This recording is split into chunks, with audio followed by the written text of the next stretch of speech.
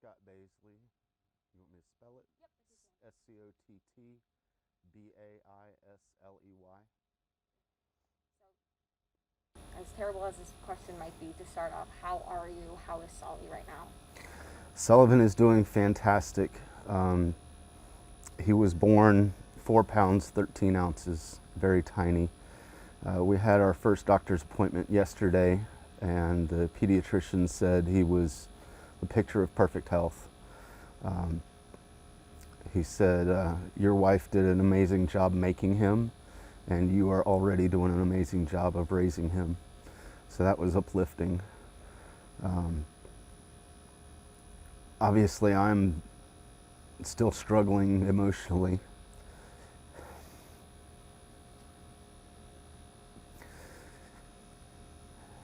It's very hard to think about what our lives are going to look like moving forward, but I'm holding on to the hope and the knowledge that God is going to carry us, and I'm humbled by the outpouring of support of all the community, both locally and nationally.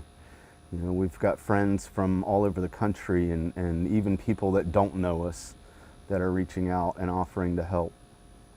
So that's helped me just not have to worry about certain things, you know, and focus on the grieving process and taking care of Sullivan.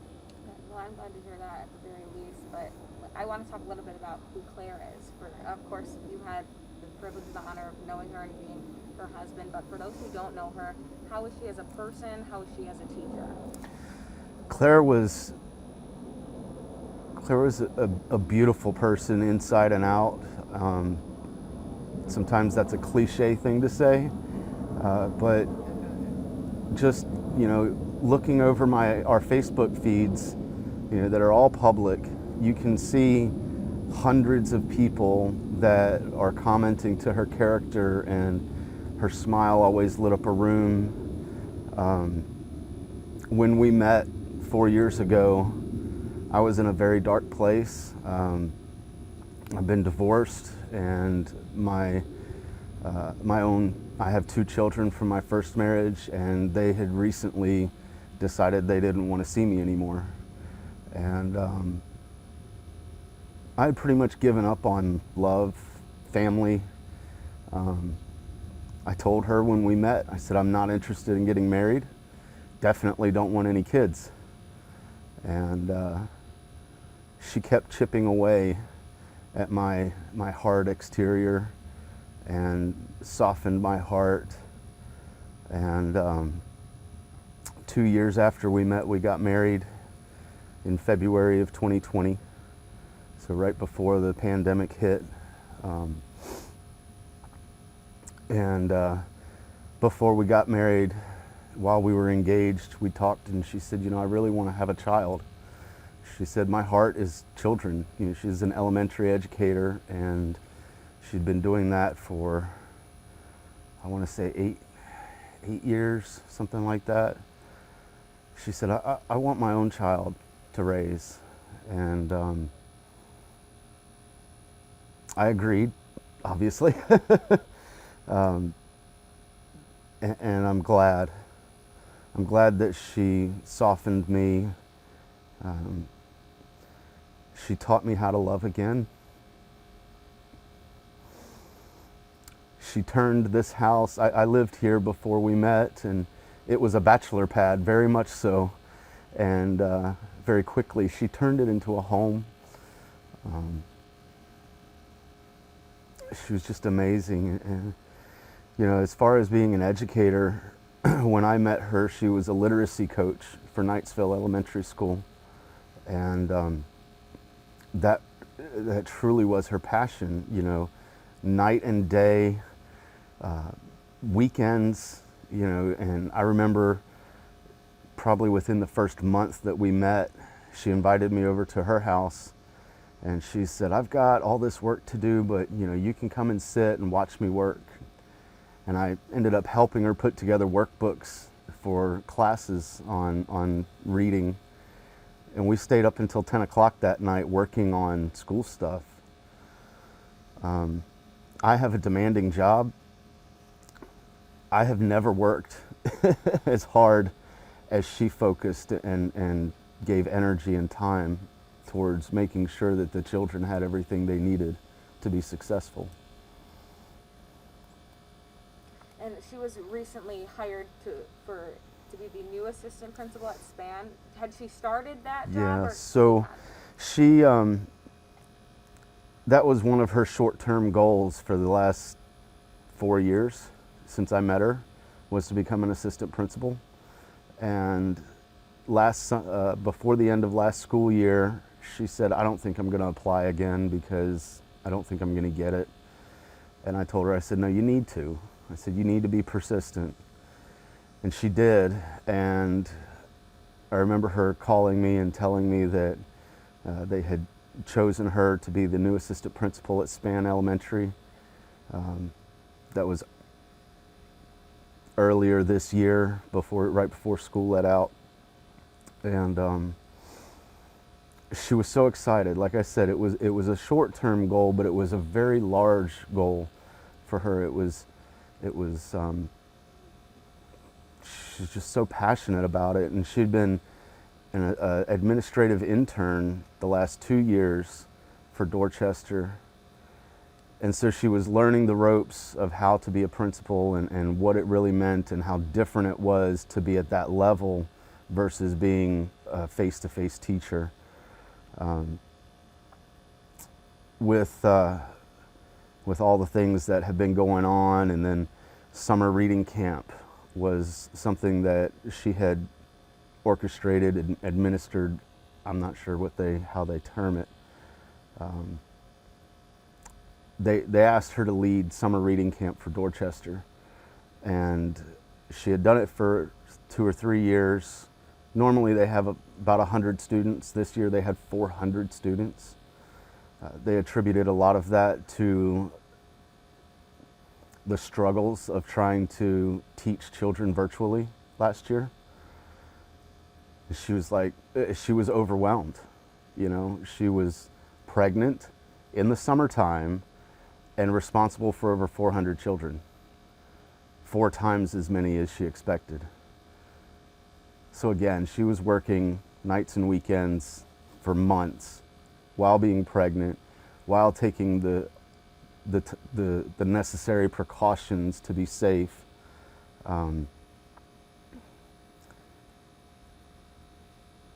Towards the end of the summer reading camp, I remember she said, well, we've got to move all of my work stuff into my new office. And we took 2 carloads over and began setting up her office and getting it ready for when school came back. And she had started filling the role as far as preparing for the school year.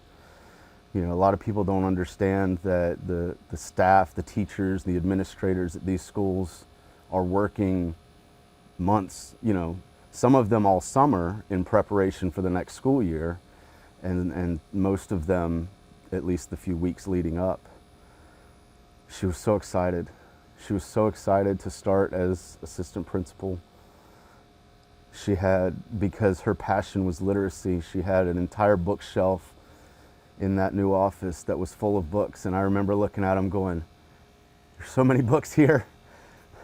Do you really read through all of these? And she did, and she could tell. We could pick a binder of a book and she would say, yep, that story is about whatever. She was really excited to be the assistant principal. And I want to dive a little bit into the timeline. So, and forgive me if I'm wrong, but our station didn't blanketly say causes of deaths for these Dorchester District 2. Yep. It wasn't an official source, so right. we chose not to. So whether you want to disclose that to me or not, I'm assuming it was COVID, but yes. You can correct me if I was wrong. Yes. But kind of walk me through the timeline of the pregnancy, when you guys knew you were pregnant, and then when she knew she had gotten COVID. So we found out she was pregnant believe it was in January of this year. And we were here at home, and I was working in the garage, and she was cleaning the house, and she came out and she said, well, I've got some news. And I said, what's that? And I'm just working away, not thinking twice about anything. She goes, we're gonna have a baby. And I said, are you serious? And we both laughed and cried tears of joy.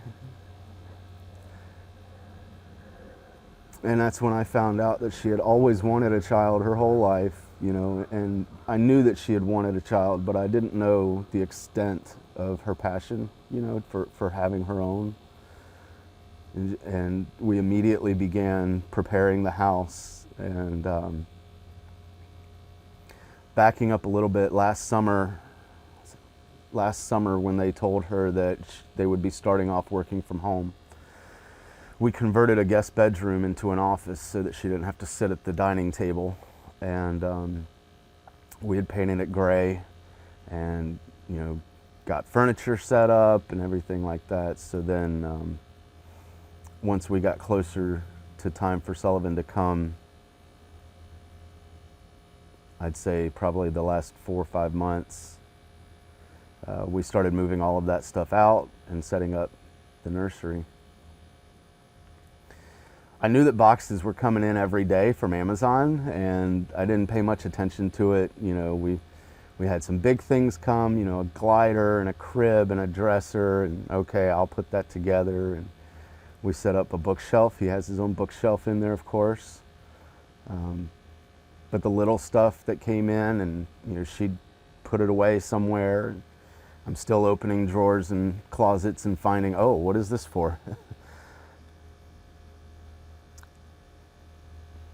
She, even though she was so busy with work and focusing on work, she still made sure that Sullivan would have everything he needed long before he came. He was due September 18th, and when she tested positive, I believe it was August 6th. No, that's not right. It was July 31st. It was the last Saturday in July.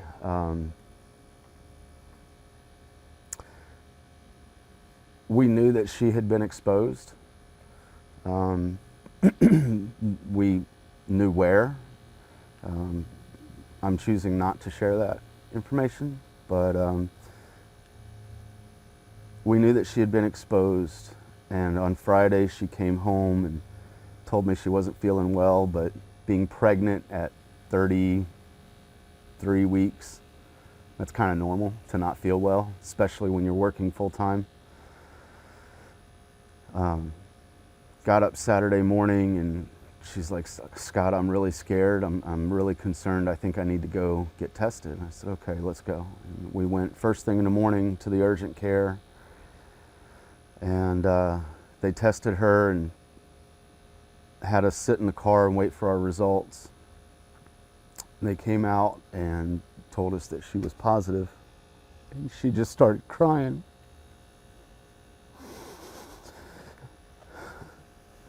She had started crying because she had done everything that was recommended to take precautions.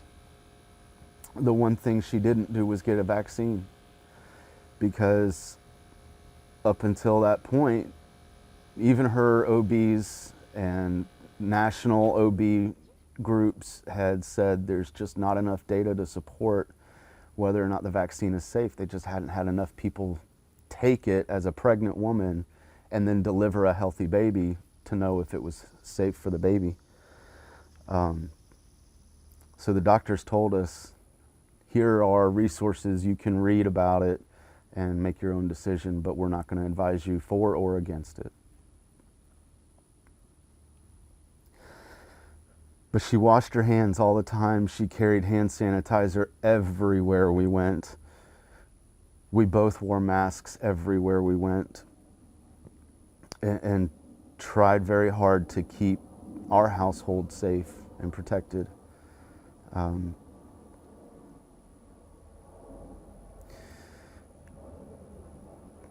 She tested positive Saturday morning and had very mild symptoms, so we came home, called our workplaces and told them we were in quarantine, and put her in a guest bedroom upstairs, and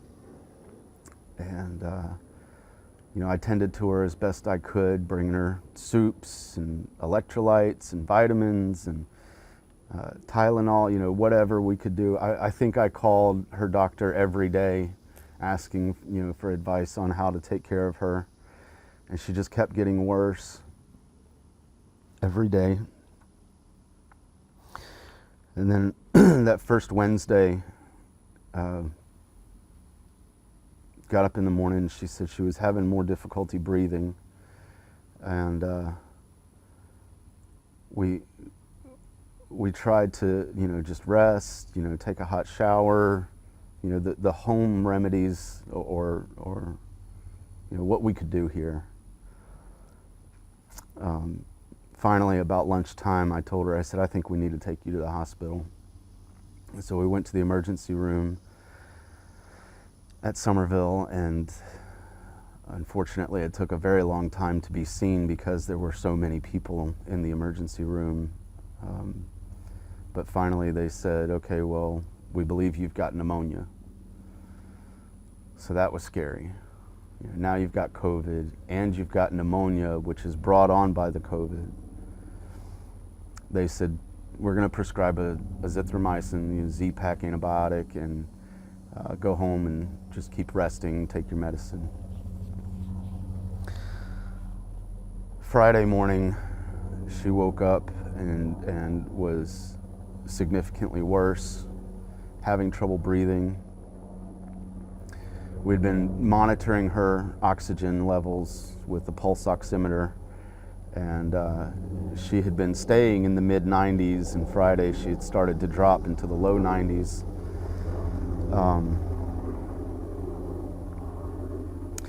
I have sleep apnea, so I sleep with a CPAP machine that forces air into my mouth while I breathe. And I told her, I said, maybe you just need to lie down, let's put this machine on and force air into you so that you can, maybe it'll help you breathe a little bit better. Got the machine set up, and by that time she had already gotten to the point where I could hear significant wheezing. And I said, let's go, we're going back. And she didn't want to go back to the ER at that point. She said, it's going to be so expensive. She said, and I don't want it to cost us any more money. I said, don't worry about that. So we took her back to the ER right here at Nexton at Brighton Park. And they got her in quickly and checked all of her vitals and said she needed to be admitted immediately. And that was on Friday. We got over to Somerville Friday night, Friday afternoon. I got over there a few hours later. They said, your wife is in isolation. She's very sick with COVID, and we will let you go in and stay with her, but you must understand that once you go into that room, we can't let you leave that room. So I had to run back home and get clothes and stuff to stay. They said it should only be 3 or 4 days though. So I got back and I said, you know, I'll accept the risk of getting COVID because it's my wife and she's 34 weeks pregnant now. And I had to support her.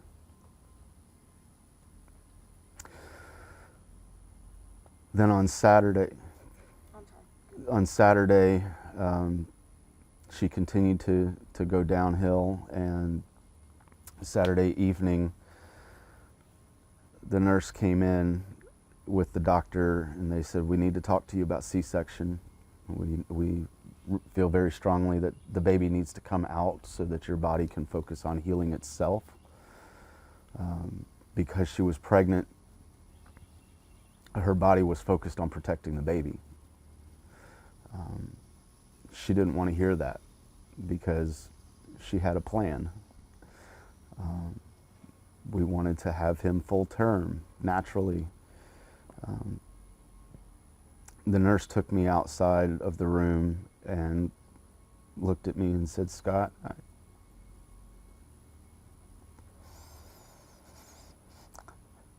you have to convince her to go through with this, because if you don't, you're going to lose both of them."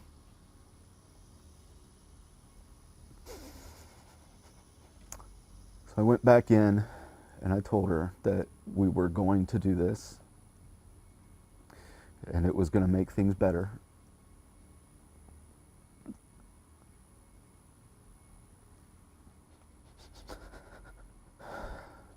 Sullivan was born that night just after midnight. And at first, she started to do better. And we were hopeful because, like I said, having the baby out of her body could focus on healing itself.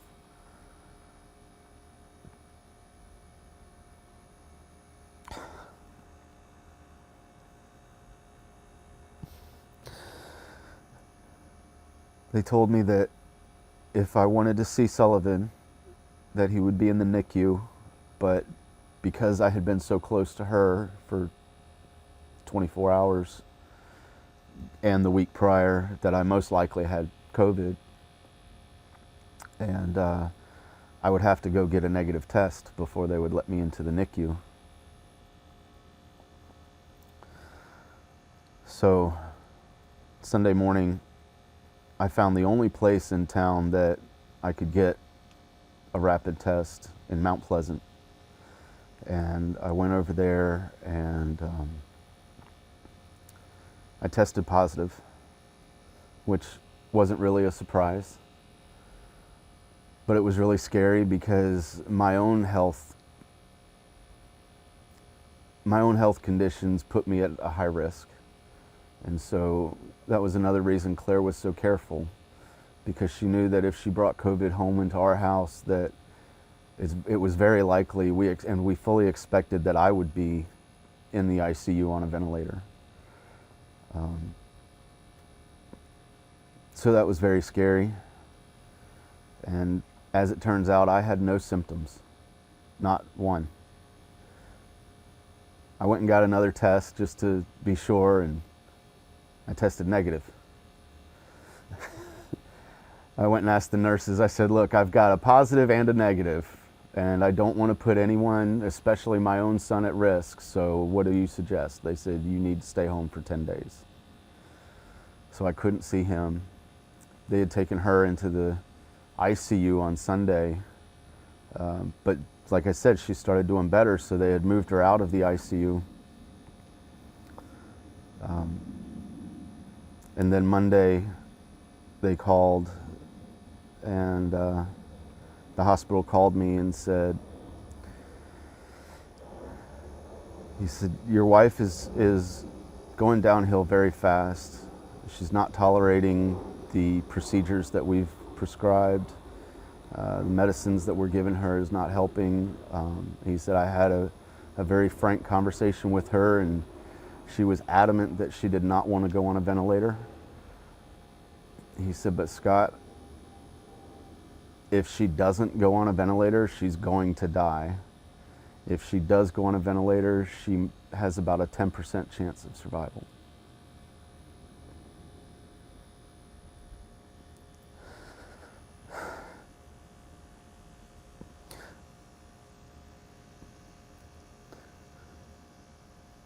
So I knew that she didn't want to be on a ventilator because we had heard so many stories that people go on a ventilator and then they die, and I knew that it's not the ventilator that kills you. And I told him, I said, "If there's a 10% chance, then that's what I want. If that's the best you've got, then that's what I want." So they took her in Monday afternoon and paralyzed her, sedated her, and intubated her.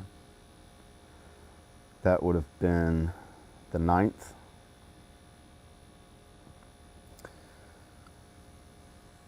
And then the next 2 weeks were ups and downs, honestly, in her health. And There were small, tiny improvements on some days, and I praised God for them. And I shared publicly, every day I would share an update on her progress. Honestly, up until the last few days, it was either she's stable or we're seeing a small improvement. I was very hopeful. I knew that the hospital staff was doing everything they could. I mean, they told me that she had become very special to them because some of them were able to talk to her before she was sedated, and everyone knew that she had just given birth. And we had the support of the entire hospital.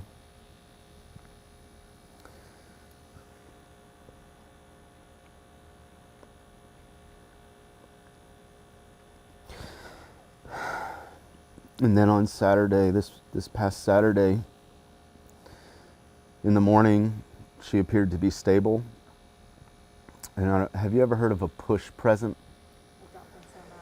So my wife told me that a push present is a gift the husband gives the wife the day that she delivers their baby.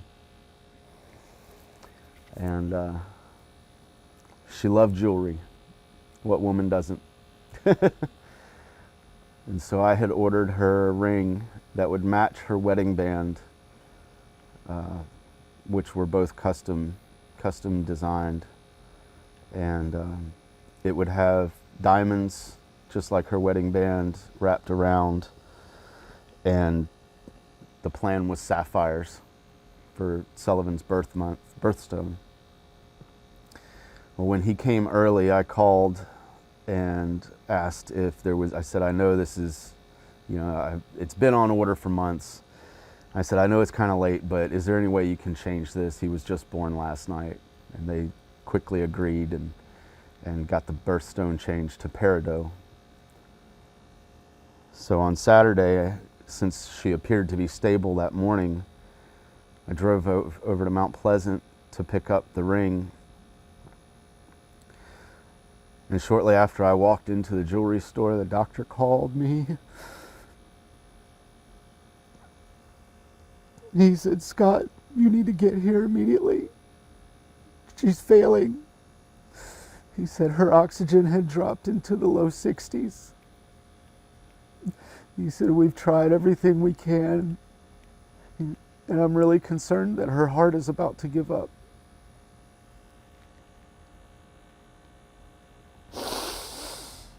I'm all the way in Mount Pleasant, and I've got to get to Somerville Medical. He said, you need to be here in the next 30 minutes.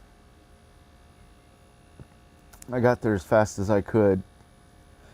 But of course, it was Saturday, and it was raining, and there was traffic. I got to the hospital, though, and when I got there, she had started to come up out of the 60s. She was in the upper 60s of her blood oxygen. And they let me go into her room. I had to put all this garb on, and they let me go into her room and with her father. And we just stood there for, I'd say at least 2 hours, cheering her on and calling her name. We watched her blood oxygen come up. When I got there, it was 67. It came up to 87. And we thought, this is fantastic. She's hearing us. She's fighting. The doctor came in. He said, I don't know what to say. I really didn't expect this, but she's stable. So again, praising God for a small victory. And when the doctor told us she was stable mid-afternoon, we decided, let's go home and rest, and we'll come back and see her again tomorrow. About an hour after I got home, I got another phone call. It said she was crashing again. And I had Sullivan at home, and so I was trying to sleep in between feedings because he has to eat every 2 to 3 hours. So I would just lay down in bed, even though it was like 6 o'clock. And I jumped up. I just went straight to the hospital.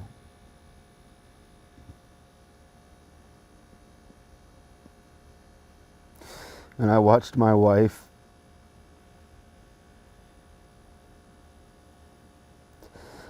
I tried to fight with her. I was able to hold her hand through gloves. And I told her she had to fight, keep fighting. I knew it was so hard for her. And she just kept dropping.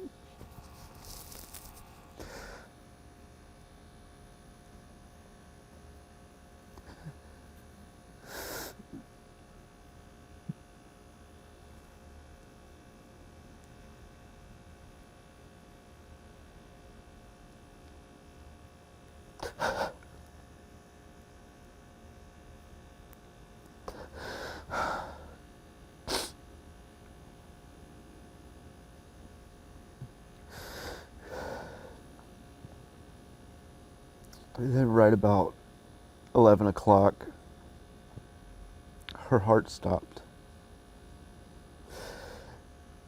And the nurses went in and tried to do CPR and tried to bring her heart back online, and they did everything they could.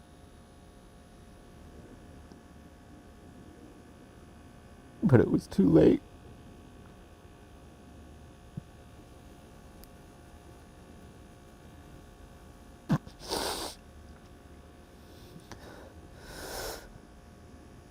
I learned a lot about COVID over the last few weeks and how it affects the body and how it can, first of all, it affects everyone differently, and that's part of the reason why they can't treat it. Her kidneys were somewhat viable, but for the most part had stopped working. She was on dialysis because of that. Her heart had become enlarged. Her lungs were completely covered. The x-rays showed that her lungs were completely covered in damage.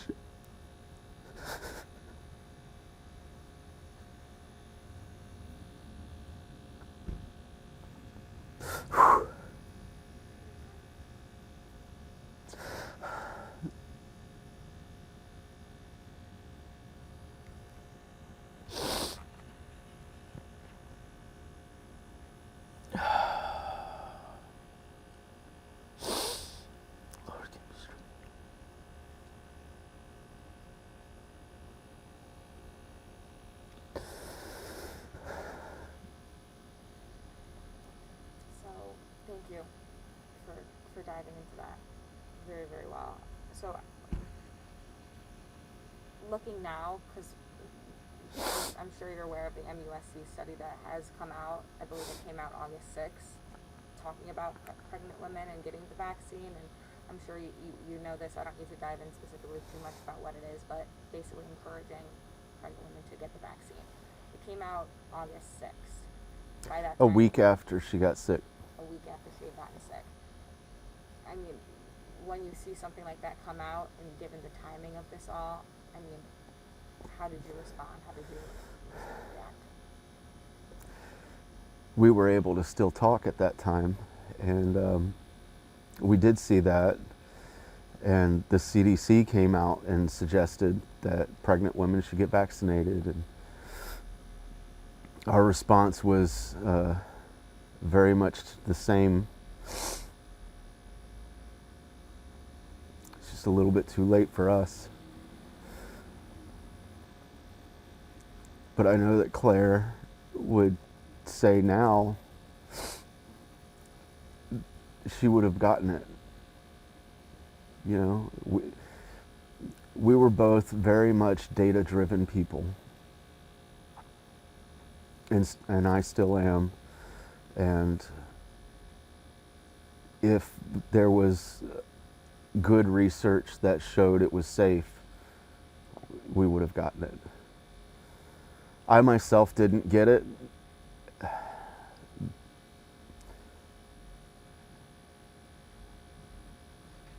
because it was still under emergency use.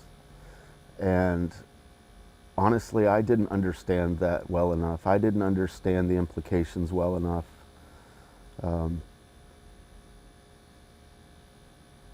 As soon as I finished my 10-day quarantine, I went to the VA and asked the VA if I could get the vaccine. And at first it was yes, and then they realized that I was too close to my positive test. They said, you may develop worse symptoms because you have already got it in your body, because the vaccine would be fighting the active virus. So I have to wait 30 days, but I fully intend to get the vaccine. And now it's kind of ironic that the FDA has fully approved Pfizer, and that's the vaccine that the VA issues out. But as far as pregnant women, I'm glad that they have done the research and are confident in administering that to pregnant women, and I think they should.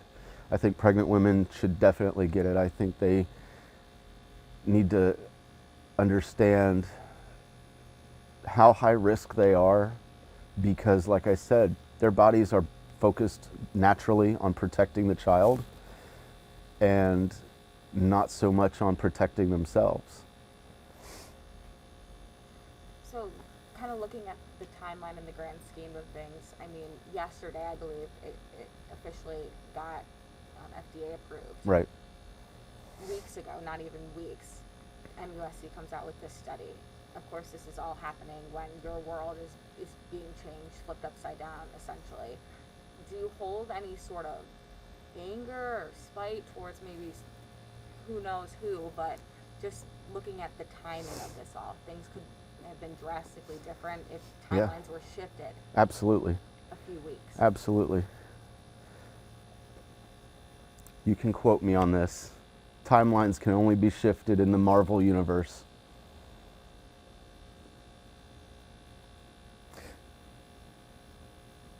I'm not angry at anyone because I know that everyone in the scientific community has been working diligently to try and find a solution and to try and find ways to make things easier for us. I think disheartened is an appropriate term, because if this had been discovered earlier, my wife might still be here. But it's not anyone's fault. You know, like I said, I believe that they have all been working to try and find a solution or mitigations or, treatment plans. I mean, the doctors told me, even in Somerville Medical Center, the number of COVID patients that they have active, almost no two treatment plans work for every person. It affects people differently. So no, I'm not upset with anyone. If I'm being honest, I'm upset with God. And I think that's okay. I've told him that.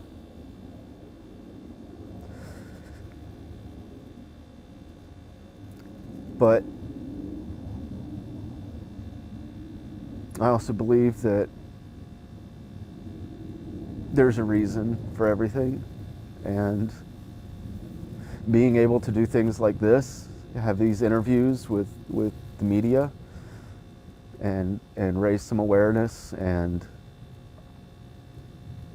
encourage others to wear the mask, get the vaccine,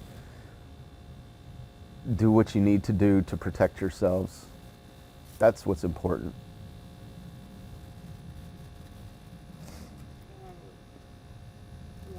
I couldn't agree more. Yeah, that's why I'm so thankful for you taking the time to do this. And I want to dive in a little bit about a time in your life that is supposed to be so exciting. You're welcoming new life, and here you are balancing the loss of life. I mean, how do you even manage? How do you go about balancing those two?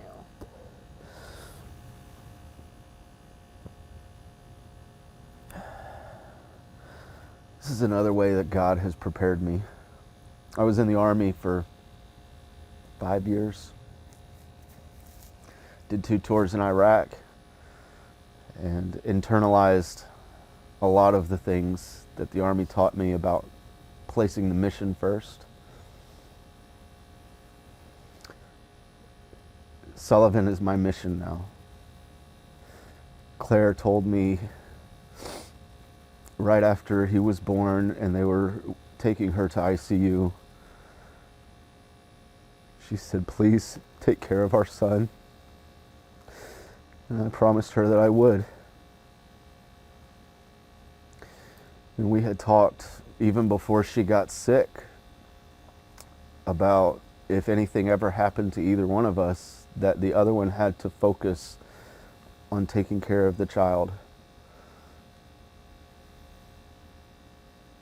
It's not easy.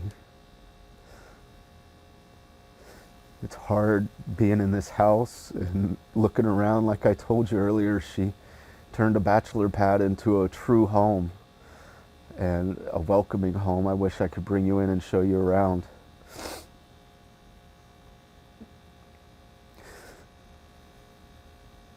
So everywhere I look, I see things that remind me of her.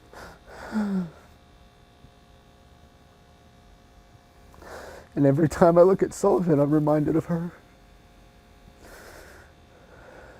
But I know that I have to place the mission first. In fact, that's part of the Army creed is, I will always place the mission first and I will never accept defeat. And I'm choosing to lean on that. I have, as you know, an amazing support system, and just in the last week, we've had enough formula donated to last us until he is no longer eating formula, and we will probably have some left over to donate. I mean, truly a stack. I've got 34 cans in the house right now. On our Amazon registry, people have donated over $2,000 towards formula and over $3,000 to diapers.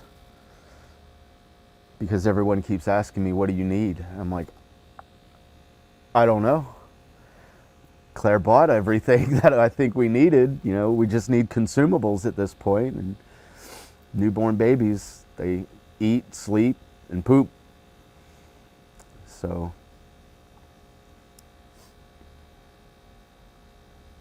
it's good to have a mission. It's good for a soldier to have a mission. And Sullivan is my mission now. And I couldn't imagine a better perspective moving forward than with that exactly.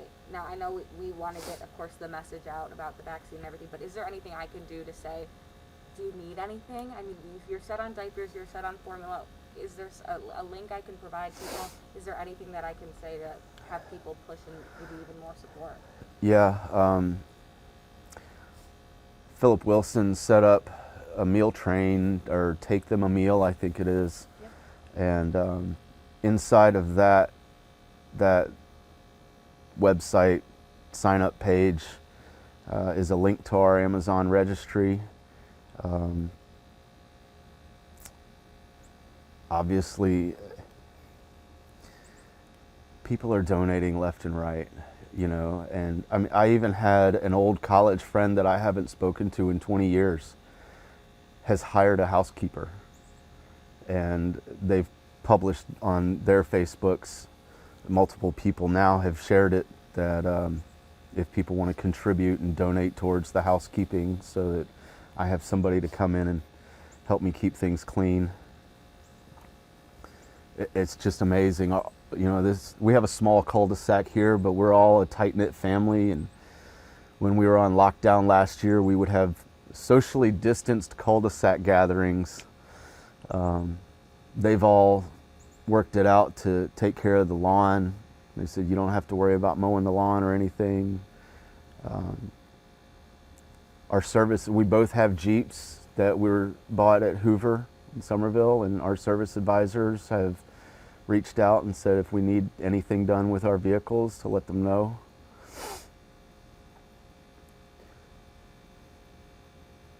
Another part of being a veteran is it's very difficult to ask for help because we're taught that you're fully capable of taking care of everything yourself. For me, part of it is a pride thing. I don't like to ask for help. I've pushed that aside. Right now I'm struggling with, I don't know what I need help with.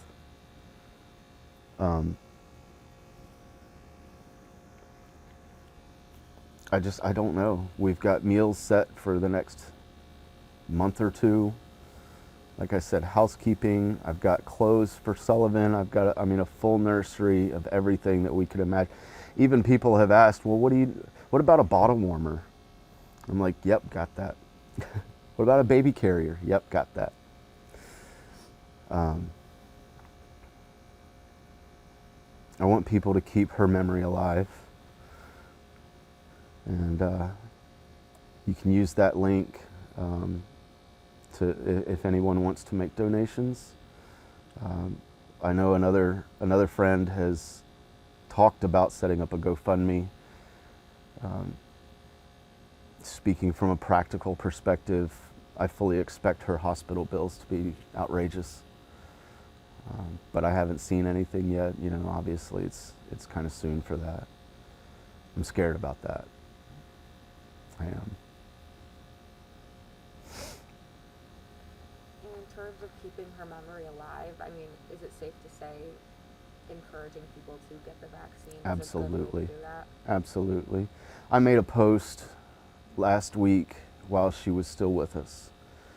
And I had so many people reaching out and asking what they could do. And I made a list. I said, first and foremost, wear the mask. And wear the damn mask is the most important thing. I told someone yesterday, a lot of people think the masks are uncomfortable. We wore cloth masks most of the time. I'm wearing an N95 now, and I have been since this started. And yeah, it's uncomfortable. It's 90 degrees outside. I'm talking to you through a mask. I have breathing problems naturally. This is difficult. But nothing is as uncomfortable as watching your wife die. Knowing that she would never hold her son. Knowing that he will never hold his mother. Wearing a mask is easy compared to that. Get the vaccine, number 2. There's a lot of political issues surrounding the vaccine. People are trying to make it a political game. It's not. It's really not. Like I said, I've learned a lot about this, and I've talked to a lot of medical professionals, and I firmly believe now that we need that. We need something. They're not going to give us something that's going to hurt us. I think that's another fear of the general population is that, well, they don't know what they're giving us. No, they do. These people are experts in their field, and they're doing everything they can to eradicate this. Wear the mask and get the vaccine. And wear the mask for Claire. I will continue wearing a mask in memory of my wife.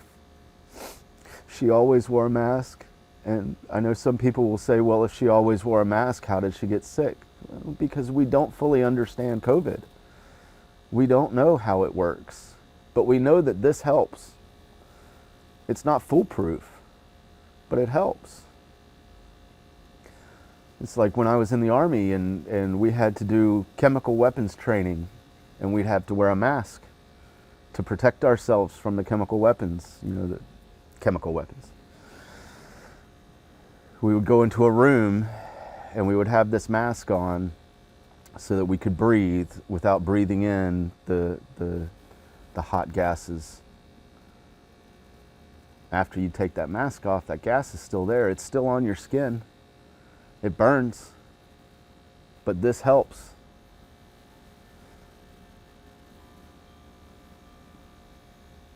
My alarm is going off. It's feeding time. No, that's okay. I have no more questions for you. That's okay. Anything else you want to add? You did an outstanding job for anything more.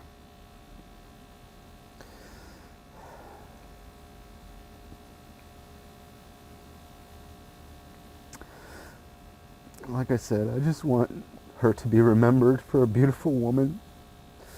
She loved fiercely. She loved me.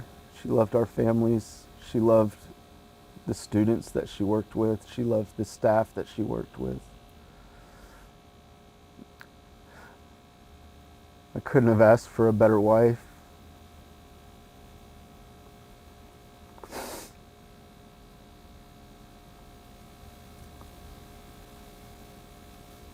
I want this COVID to go away. I don't want anyone else to have to feel the way I feel.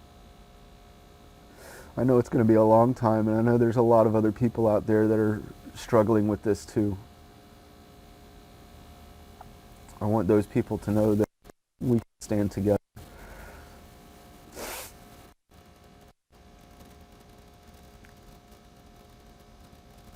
And we can keep their memory alive and honor them by encouraging others and bringing awareness and education.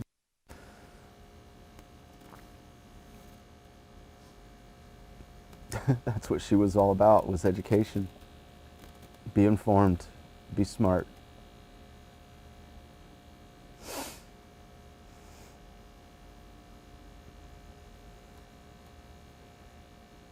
there a humorous or funny or quirky story that you'd like to tell about her real quick? Something that comes to mind that makes you smile? Yeah, she had this tic where her left eyebrow would raise up when she got excited about something.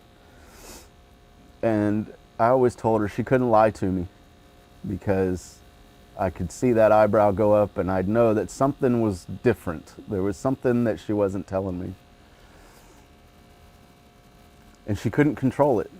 It was a true tell on her face, and she would try to furrow her eyebrows down, and that one would just keep raising up.